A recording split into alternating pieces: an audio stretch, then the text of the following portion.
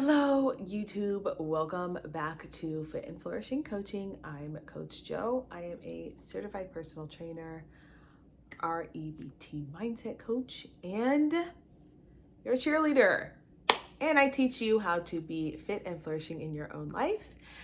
Today, I am talking about anxiety, and I know that this is a super sensitive topic for people, and someone asked me to do a video about it on my Instagram, so I'm going to do it.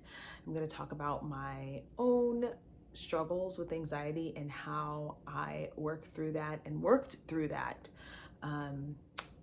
years ago. So first of all, let me just say that everybody has different journeys and everyone also has different solutions to their anxiety or whatever issues that they have. And I'm not a doctor. I'm no one's psychologist or therapist or any of those things. So nothing that I say is to be taken as advice. It's just what I do. It's just how I experienced anxiety and what I do about it now. So I'm going to pull up my iPad so that I don't get lost speaking. I'm gonna just kind of be off the cuff, honestly, because that's the way I like to do these videos. So this is gonna be a little bit longer.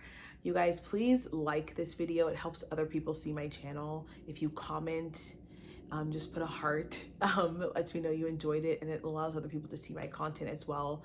That is one way that you can support me without paying for anything. So if you could just take some time to do that, that would be awesome. The first thing I want to do is I don't usually talk about this, mostly because I'm one of those people who I really try not to identify with my struggles. I try to identify with my victories. And I know that people benefit from hearing stories about triumph and overcoming things. But for me, you guys know, I'm just not that person who wants to be reliving things that happened to me in the past or anything like that. I really like to focus on the present and the future.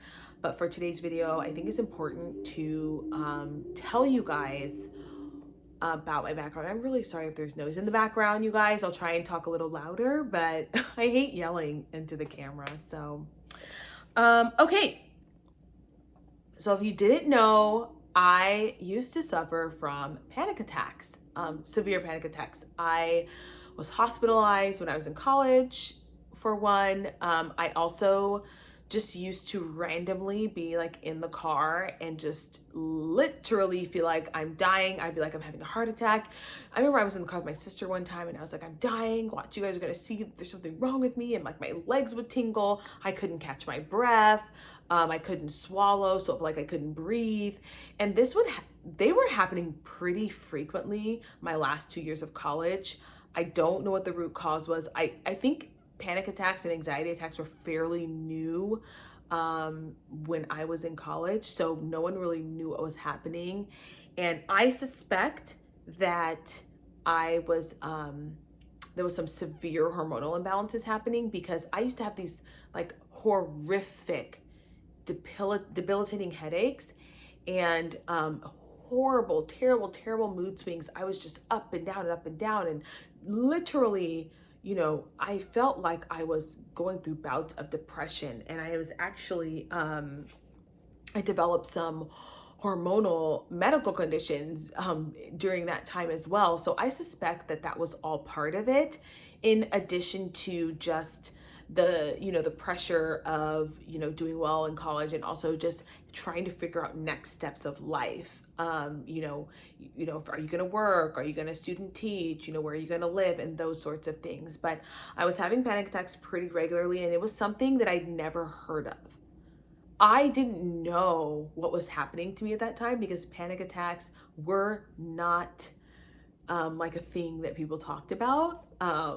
So I literally thought I was just having heart issues because my heart would be palpitating out of its chest and I would be trying to breathe and I'd be sweating and then I'd be having a headache and then I couldn't move my fingers. I remember I just my whole body was just feeling so out of control, and I would try and catch my breath. And I don't know, you guys, honestly, how I used to get myself out of them.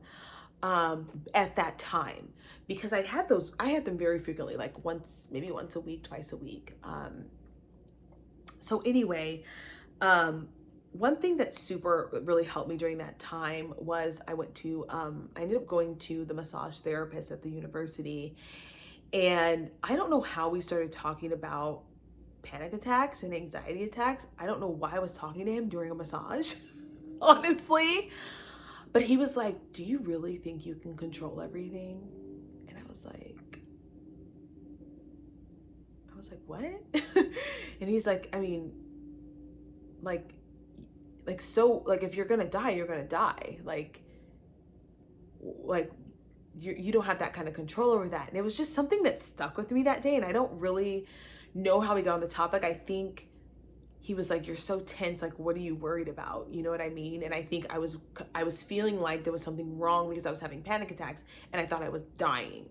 And so that's somehow we got on that topic. And that, I know people don't, people have their varying religious views, but for me, as a believer, as someone who really values the God of the Bible, that was really interesting that he said that to me. And I just kind of put it in my pocket, and I had panic attacks after that. It's not like they just like went away.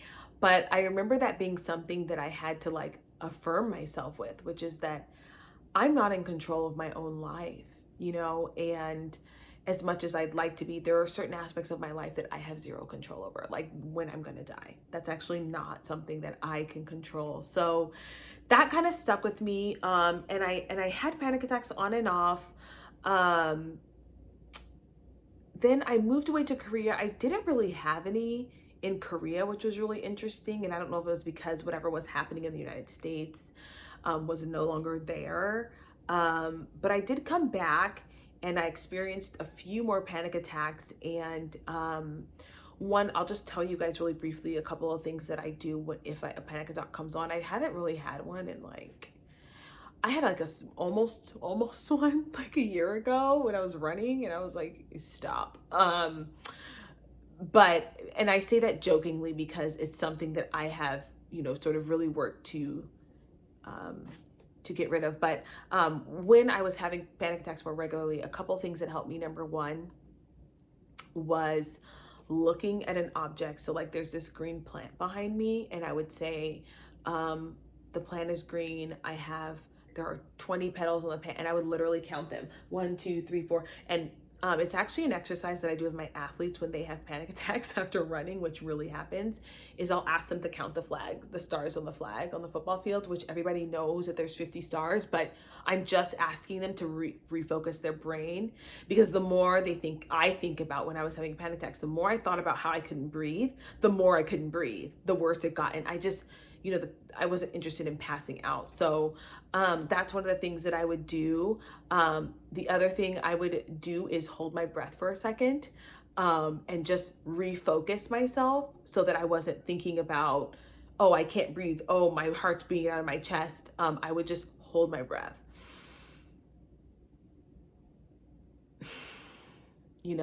And it wasn't to stop breathing or anything. It was just literally to refocus my attention. I love the counting of random objects. Like that is my favorite. That is my go-to. When I was running like a year ago and one kind of started to creep up or whatever, I stopped and I was like looking at the cement, and I was like, there's 5 lines on the cement. Like you just kind of like, you're trying to get yourself out of it. And I know there's plenty of techniques. Like I'm not someone who's an expert. That's just what works for me with panic attacks. And praying, like, let's not forget the most important thing, that because again, you're praying. So how are you focusing on the fact that you cannot breathe, right? How are you focusing on the fact that your heart's beating out of your chest? It's hard to, when you're calling on God, to, refocus your attention. So that's just a little brief history of my anxiety, like panic attacks. But I think like everyone has anxiety to a degree. And I just want to talk about how I don't let it get to be so much. And I'm not saying that it's something that everybody can control. Like, again, here we go with all these nuances. You have to this is for me. Okay, like me. You are not I am not you. This is for me.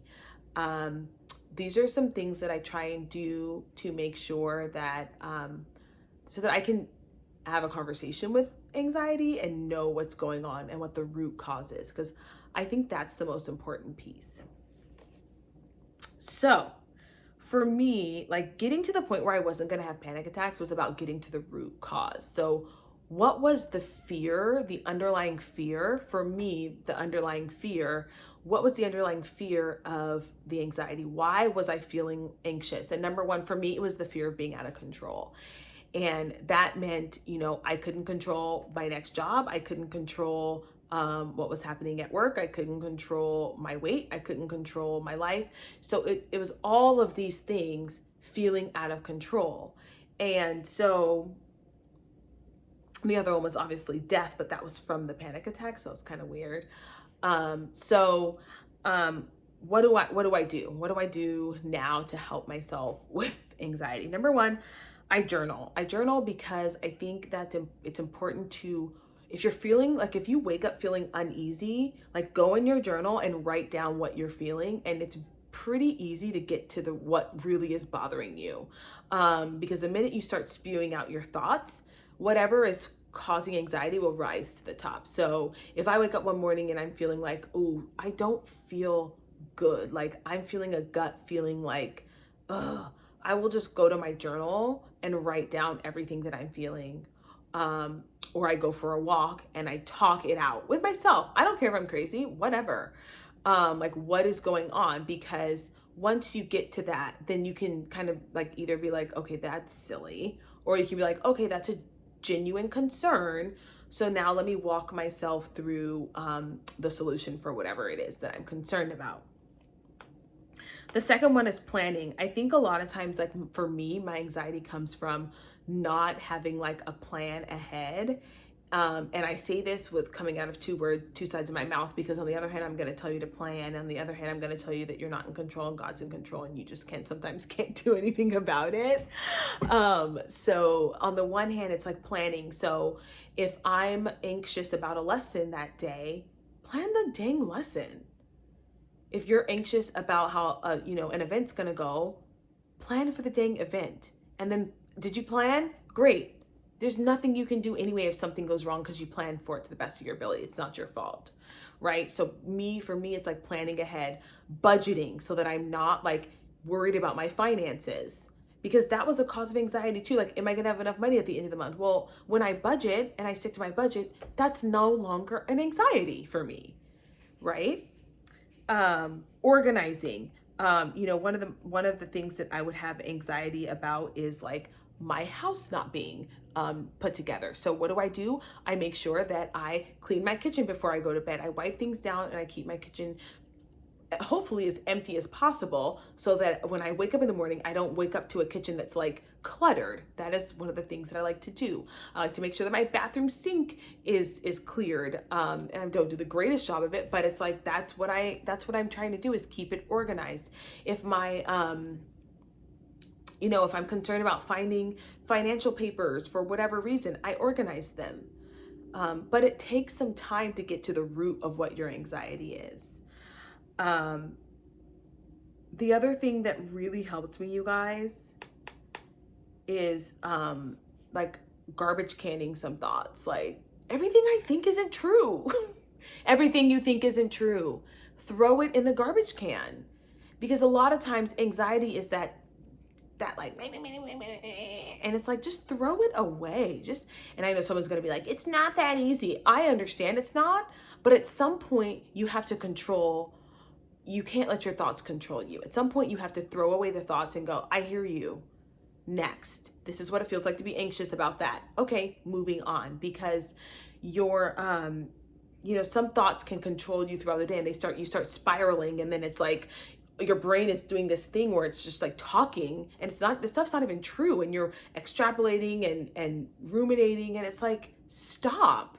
Like, redirect your brain. I don't know, think about cupcakes, think about ice cream, think about I don't know why I'm choosing food. Think about, watching a movie, whatever. Redirect your brain. Like, you're a human, you can do that. You can redirect your brain. You're very, very capable of doing that. And that's something that I have had to learn to do, is bounce my brain. The minute I notice that I'm starting to get anxious about something that I cannot control, I bounce my brain. Okay, let me think about walking. Ooh, I should go look up how I can train Chase to open the refrigerator. You know what I mean? Like, Chase is my dog, right? And I joke about it because it's funny to me, because I still have anxious thoughts. I still start to get into this spiral, and I have to bounce my mind and go, okay, what are you doing? Like, that's not even beneficial, right? The other thing I'm going to say is that I notice for me that I get more anxious when I haven't slept. I become a ticking time bomb when I haven't slept, for anxiety, for panic attacks. If I'm not sleeping well, I will probably have a panic attack for a prolonged period of time. And I think, like, people will say, you're selfish.